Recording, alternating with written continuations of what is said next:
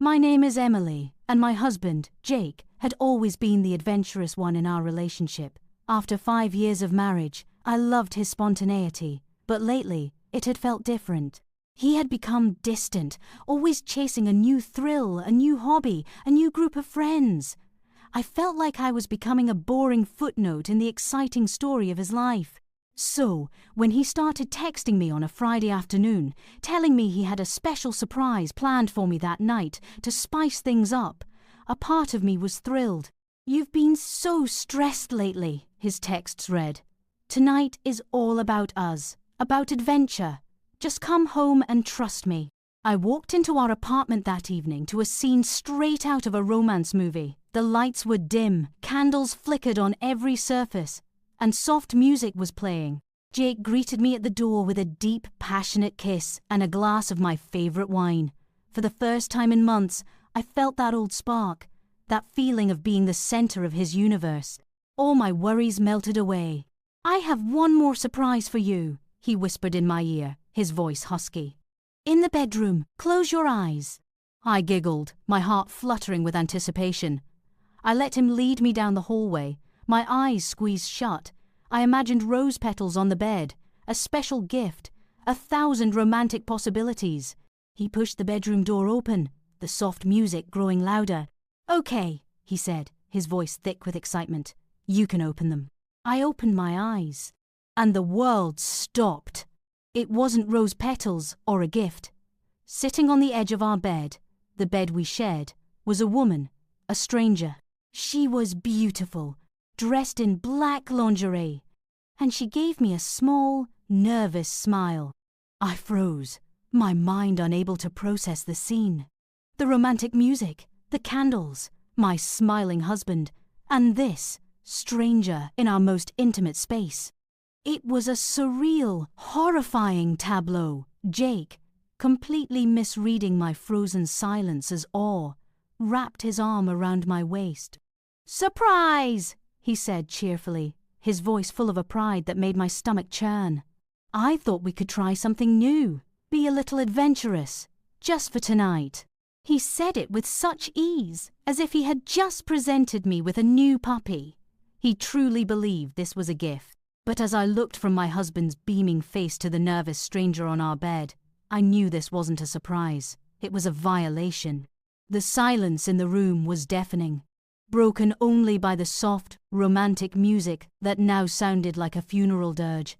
The other woman, seeing the look of pure, unadulterated horror on my face, quickly stood up. I think I should go," she stammered, gathering her clothes in a hurry. "He told me this was all arranged, that you were excited." She didn't finish the sentence. She just fled, leaving a trail of awkward apologies in her wake.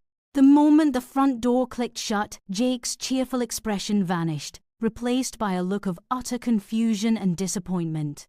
"Emily, what was that?" "I planned this whole thing for you, for us." I finally found my voice, and it was a hoarse, trembling whisper. "You planned this. You planned to bring a stranger into our bed, and you didn't think to ask me." He genuinely didn't understand. That was the most terrifying part. "Ask you? That would have ruined the surprise," he said, as if it were the most logical thing in the world. "I thought you'd be excited. You're always saying you want more adventure in our lives. I did this for us, to spice things up." "Spice things up?" I repeated, my voice rising with a hysterical edge. "Jake, you didn't bring home a new spice from the market. You brought home a person. You invited a stranger to have sex with me, with us, without my consent. That's not an adventure.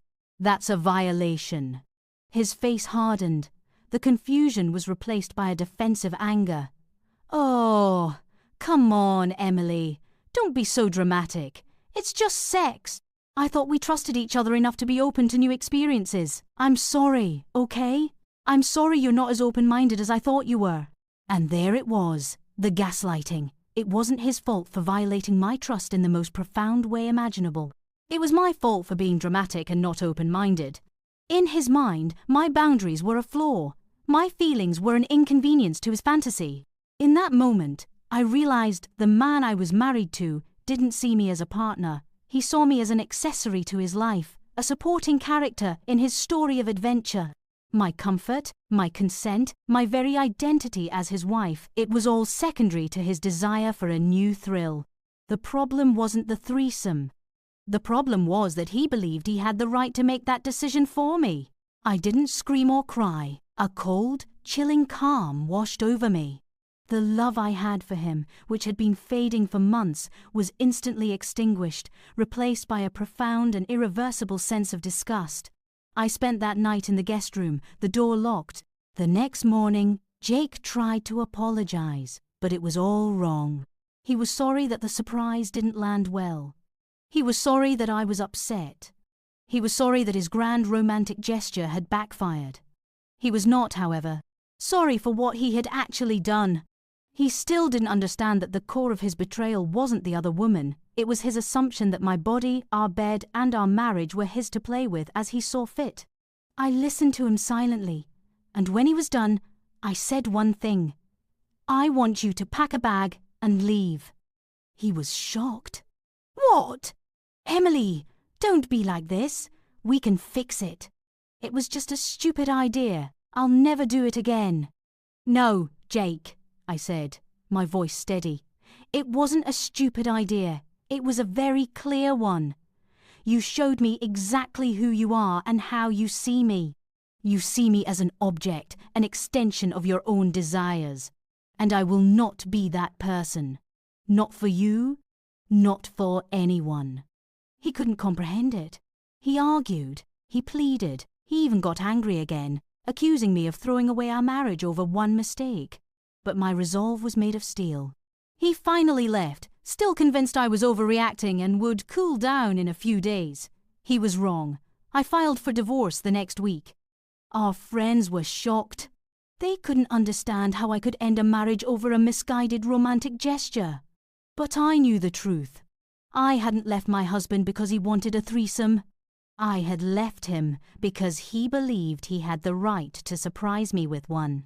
I left because I finally realized that my own comfort, my own consent, and my own peace were more valuable than a marriage where I was simply a supporting character in someone else's adventure. I was ready to be the main character in my own story.